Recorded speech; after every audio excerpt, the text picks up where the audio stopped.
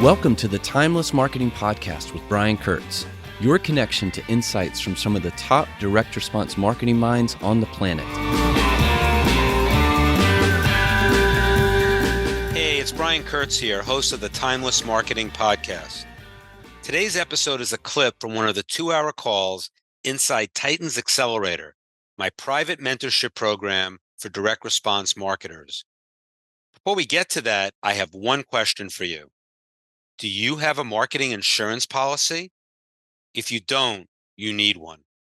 And that's why I created Titan's Accelerator, which is one of the most giving communities and serves as the de facto board of advisors and marketing insurance policy for over 250 of the best and brightest direct response marketers, copywriters, media buyers, marketing agencies, senior executives, anyone in direct response marketing who is committed to growing and scaling their business.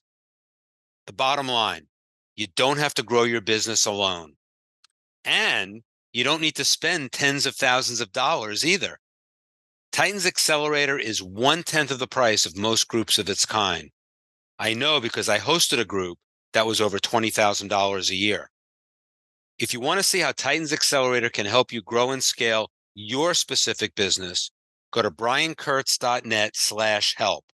That's BrianKurtz.net/help. And with a private membership, you'll receive access to the full presentation from today's episode, along with the Q&A and discussion that followed. As an added bonus, you'll receive access to a vault filled with many more private calls just like this one. Again, if you want to see if Titan's Accelerator is a fit for you with no obligation, go to briankurtz.net/help. That's BrianKurtz.net/help. And feel free to email me directly. I respond to every email with questions about this episode or just to say hi at brian@briankurtz.net. Now on to today's episode. Okay. So we are going to move on to our guest speakers for today. There are two of them. I don't know how they're going to do this. It's up to them. Chris Seminatore, I think I've got the pronunciation at least close. Jim Hale, I know I've got that pronunciation perfect. And David Foley's on the call. Yes, I'm here. So David Foley, do you want to just talk about Chris and Jim? You and David Bear were enamored, I would say, with what they do, what they teach, what their business does, more from a direct mail standpoint, but I think it's wider than that. Can you just do a quick why you thought they? And I know the answer. It's a softball question. But why you think this will be useful for the accelerators and the boot campers to hear? Okay, I'll try. I have actually not met Chris. I've only met Jim, whom I met through David Bear's agency book club offering, which unfortunately is no longer live because it was a great little meeting. Jim specializes in something called geofencing, which I have heard from my clients from time to time all about, but he really explains it properly. And what it is, in my opinion, is it's a way of building a list of either customers or prospects based on where they live so that you can communicate with them using a variety of media from, I'll let Jim go through all of that. That is not an email. That is not a direct mail piece. That is not an ad. And that's the magic of geofencing. So if anyone wants to avoid excessive emails, excessive direct mail, excessive advertising on Facebook or where else, this is something they should consider. And that's Thank all you, I'll Dave. say. Okay. David Bear. So I just want you to do continue with an introduction, and then we'll, why you felt that Chris and Jim would be uh, good speakers and actionable for people in Accelerator, and also, basically how you met them through the book club and all of that, if there's anything useful there. Yeah, well, I wanted to hear them speak. Well, I don't know what Chris sounds like, but Jim has this awesome hypnotic Eastern Tennessee drawl that I think we'll all just get lulled by. David sort of hinted at the fact that this is a bunch of media placement opportunities that really we don't see in the mainstream, and I think Jim has spoken to that when I've heard him speak on this before, that in the space that I play in, marketing agencies are focused on social platforms and search platforms for the most part, and there's this whole world of opportunity that's data based outside of those environments that gives us as marketers and advertisers access to directly connect with and speak to an audience in a way that we don't get to through other platforms. There's also some, we're all marketers, and that there's some creepy stuff that happens in the world of digital based marketing these days, especially all the data that's out there. Well, we can either be concerned about that and run away from it, or we can leverage it. And this is a place that I think we can leverage it. And maybe you guys will talk a little bit about the company behind the company you work with, and that I think was really insightful when you revealed that in the last presentation. So that's all I'll say. I want to hear from them. Okay, thank you, David and David, and Jim and Chris. The accelerators are all yours. I'll just open it up here and introduce Chris. First of all, Brian, I want to thank you. We've talked twice. You have been nothing but gracious to me each time, and I thank you. I thank you for that. To my friends, David and David, thank you for everything you've done. And David Bear, yes, I am your stalker. I'm going to say that. I am your stalker. And the reason for that is that every time I interact with David, I always learn something. He is a brilliant mind and a very satirical wit, which I enjoy tremendously. And so I always enjoy everything he says. And so, yes, I do stalk you, David. So I guess just get used to it. That's all I can say. Just get used to it. So I'd like to introduce the managing partner and owner of GetGeofencing.com, Chris Seminatore. Chris and I have been working together for a few years now. When you get to age 67, you don't want to count those years. You just want to say there's been a few years.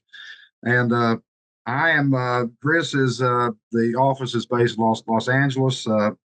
As you might tell by my accent, I'm not a Los Angeles person. I was born and raised in Eastern Tennessee in the mountains. And I'm coming to you, though my background doesn't show it, I'm coming to you from an old country farmhouse that has been in my wife's family for over 100 years. And there's not a square floor or level floor or square corner in the whole place. But we love it. We just love it. So I think as far as geofencing goes, it's what attracted me to it. I learned about the technology about 7 or 8 years ago, and one of the things that attracted me about it is the sheer logic of it. It's just a way of connecting to people, and I think it's one of the bright spots of it is that it exists outside the Google and Facebook world. And I think marketers need that third way. And so geofencing allows that. Google can change any kind of algorithm it wants to, whatever, that doesn't directly affect us at all.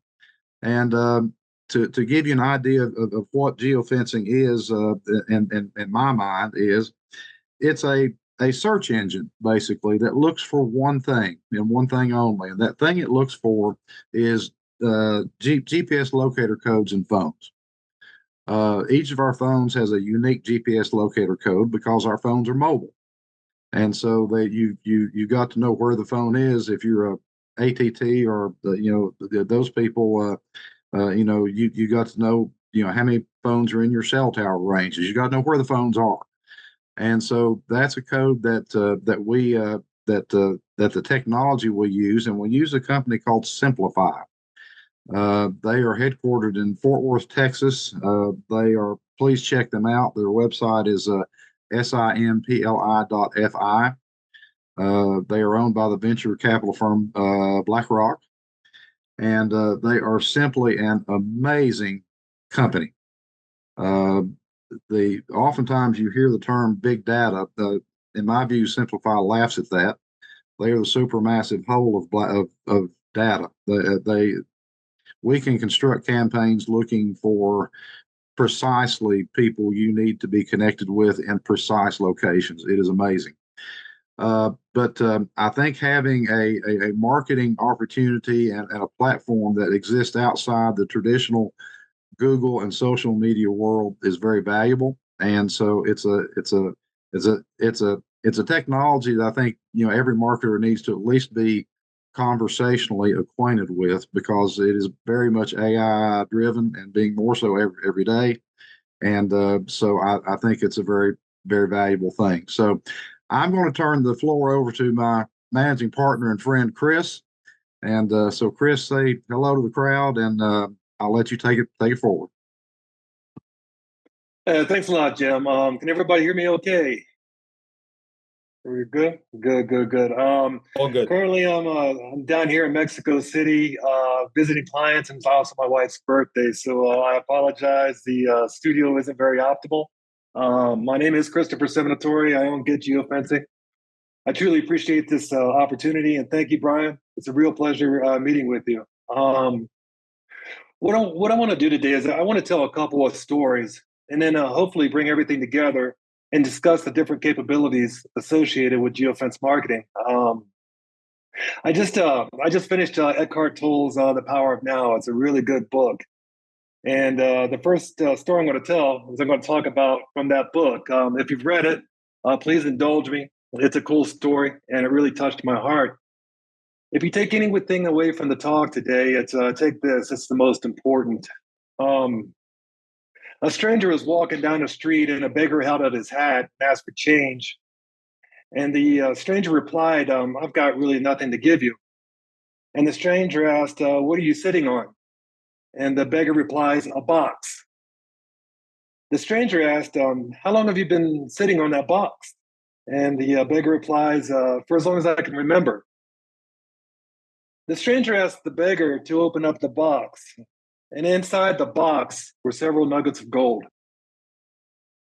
I found in marketing, you have to tell stories. That's our job. That's what we do. As Jim has stated, we work on the Simpli.fi platform. It's a $1.9 billion platform. It's owned by BlackRock.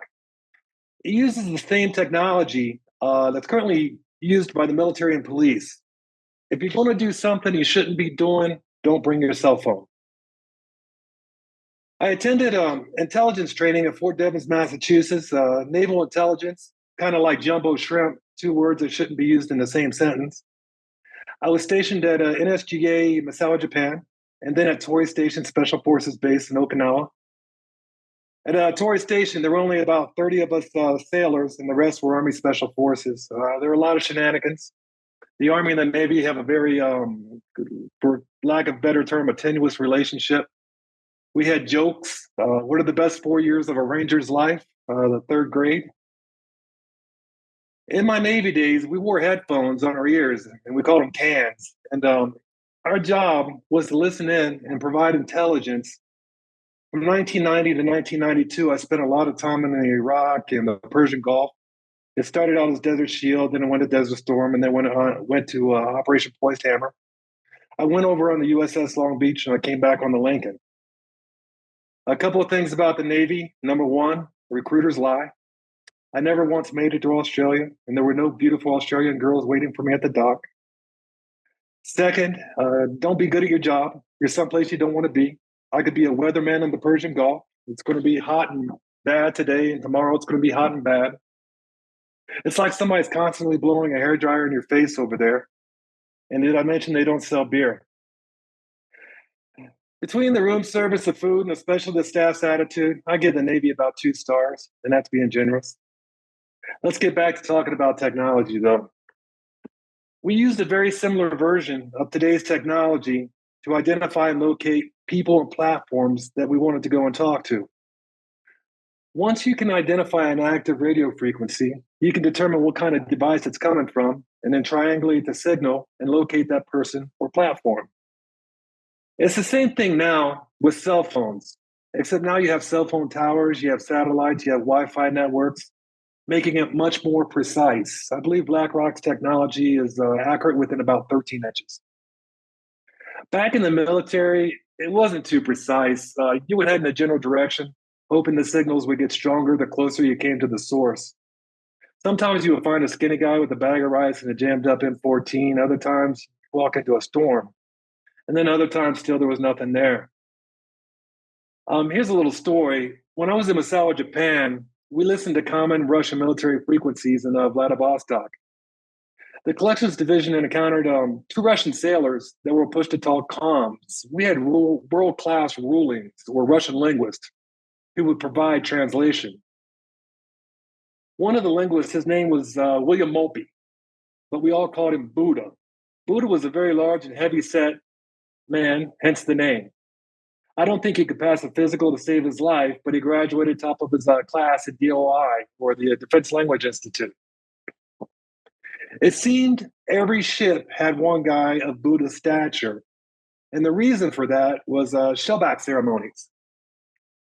During shellback ceremonies, he is the guy that they would smear Crisco on, and then you have to go and eat the cherry out of his belly button. If you're not familiar with what a shellback ceremony is, this is where the ship's crew saves up rotting food and feces for several weeks in anticipation of crossing the equator. They then pour the contents into a gauntlet.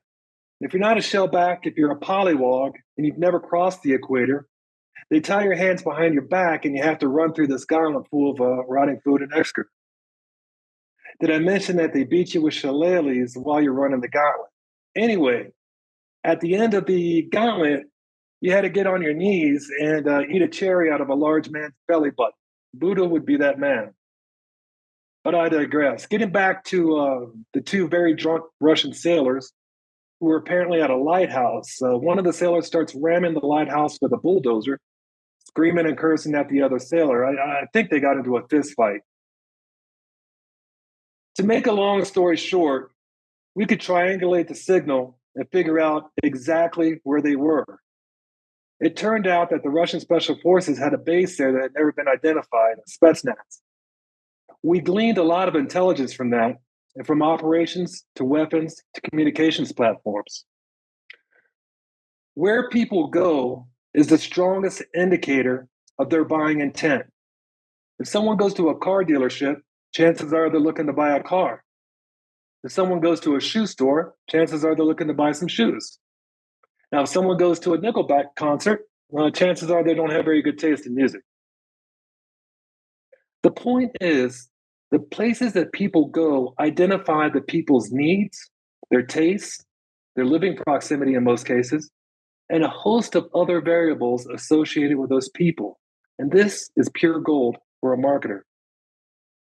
Geofencing has several tactics, but the underlying capability is drafting a digital parameter around a physical location and collecting an audience of people attending that location. We do this through the location reader on people's cell phones. If you've ever ordered an Uber or used Google Maps for directions, you're using the location reader on your cell phone. Approximately 94% of the people have this turned on for convenience. On your iPhone, if you go to settings, then you go into privacy and security, you will see the location services at the top. Please don't delude yourself that by thinking that if you turn off your location reader, it affords you any kind of privacy. We are so much further down the path of George Orwell's 1984 than anyone realizes. Let's talk a little bit about geofencing tactics. Tactic number 1 is geofencing. We could put a digital parameter around a physical location and capture the audience that's attending that physical location. Once we've captured the audience, we can start serving them ads on websites or apps that the target user is accessing. This is accomplished by what they call programmatic distribution. Programmatic distribution allows us to cover approximately 90% of the internet. The only thing we don't cover is social, as previously mentioned by Jim. If you want to run Facebook ads, you have to go to Facebook. Social media is what's called walled gardens because they have their own advertising ecosystem. But we cover everything else from foxnews.com all the way over to that meditation app that you use on a daily basis. The way programmatic distribution works is that whenever you access a website or an app, there's approximate 100 millisecond delay. And in that 100 millisecond delay, we have algorithms that bid on the available advertising inventory of that website or app. That's how we get ads in front of targeted audiences. And additionally, when somebody goes home and docks their cell phone on a Wi-Fi network, we can now run ads on any device that's connected to that Wi-Fi network. One of the questions you might ask is that if someone logs in from different places, how do we identify the Wi-Fi network that may be considered their home? This is addressed by cross-platform analysis. Basically, if you're logging into the internet every night from the same location and accessing websites and apps, we have an AI that can determine that this is most likely your home. This is also why the smokescreen of a cookieless future protecting your privacy is a sham. It's created to increase the belief that you have privacy and protection. There's too much money and too much control at stake for that. The advertising industry understands how important location is in delivering relevant ads to an audience that is likely to act on these ads. It's a win-win situation. The audience gets ads promoting products and services that may interest them, and the advertisers optimize ad spending on people interested in their products and services. This is the least nefarious use of the technology. We can discuss things like Project MK Ultra later if you want. If you don't know what MK Ultra is, please, I know I use it in a present tense. Look it up, MK Ultra. Remember, advertising is the currency of the internet. It's what keeps the internet free. It's the same with television. Through connected TV, television is just now an extension of the internet. Television is still king for everything from direct response to brand awareness. Now, tactic number 2 is addressable geofencing. This is for all the direct mail people out there. We can upload up to 1 million addresses on the platform. They're put on an Excel spreadsheet and have 4 columns: address, city, state, and zip. What this does is it distributes impressions to those people at those physical addresses on websites and apps that they're accessing. Imagine drawing little geofences around each address corresponding to county level plot lines. Addressable geofencing and direct mail have shown up to a 30% lift in response rates. It's also incredibly useful political campaigns. Another tactic of addressable geofencing is a curated audience. Say you want to find people within a specific area who make $100,000 a year, female, speak Chinese, and have a garage. We can do that. We have over 600 different parameters to work with, and we can develop a profile in an area for targeted marketing. Now, tactic number 3 is event geofencing. This is a great opportunity to reach audiences with a common interest. When people attend an event like a trade show or a concert, they show their preferences, commonalities, and basically what they like enough for support to get out of their houses and attend the event. A Trump rally will have a lot different of a crowd than a Pride event over in West Hollywood. It's best to use event geofencing to increase brand awareness among like-minded individuals that may already have a predisposition toward your brand. One thing I can see from clients is that they underestimate the importance of brand awareness. I often get clients who want to skip steps and go straight to the sale.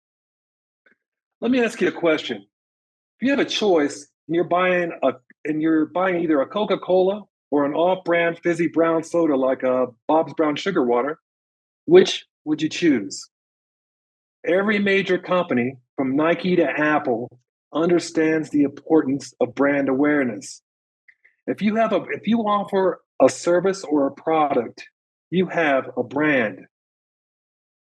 Getting back to event geofencing, we deploy a two-pronged approach. We run a live geofence at the event, distributing impressions to attendees while they are there. The next time you're at a trade show or a ball game, look at how many people are looking at their phones. The second prong involves capturing the audience attending the event and serving ads for up to 30 days after the event. Because of privacy compliance, we can only run ads to this captured audience for up to 30 days. I don't know why, but those are the rules. We usually employ several tactics when working to increase attendance at an event. Take, for instance, just recently worked with Golden Cage Warriors, which is a feeder organization for the UFC. They were putting on a San Diego show, and near the event, we geofenced the different military bases, gyms, especially jiu-jitsu gyms, and bars. We also geofenced hard rock concerts in the area. You can get creative by applying different tactics to target audiences. Graham ended up selling out that show. Last but not least, tactic number 4, search. We can serve ads to people in specific areas who have searched for key terms. This is a powerful tactic because there is intent. You will get good results whenever you marry an ad campaign with an intent. When we deploy search campaigns, we use search terms with similar interest. We just finished up with an Aaron Tippin concert in Nashville, Jim. We distributed ads to people that were searching for country artists like Garth Brooks, Willie Nelson, Hank Williams Jr. And we also used search terms for like outdoor festivals, what to do this weekend, similar things. I want to address an important point. If a client has a physical location, like a store or an event, we can track people receiving ads who visit the client's physical location. This provides our clients with a very precise ROI. We can also place a pixel or conversion pixel on a client's website, specifying the desired action, and track conversions that way as well. The last tactic I want to talk about is retargeting. This is where we capture website visitors through a retargeting pixel. We don't use cookies, which are being phased out. We use a cross-platform matching technology that I referred to earlier. Simply put, it uses scripts that run whenever a user visits a website to track them without using cookies. I could spend a lot of hours talking about the different technologies that are replacing cookies, but they're definitely already in place. What retargeting does is it distributes ads to people who surf away from the website to bring them back to the website. It's a powerful conversion tool. And additionally, if we offer live chat and exit pop-up windows to increase the conversion of website visitors. That's about it for me. Hopefully you got what you paid for. If there have been any refund requests, please direct them to Jim. And if there are any questions, let me know.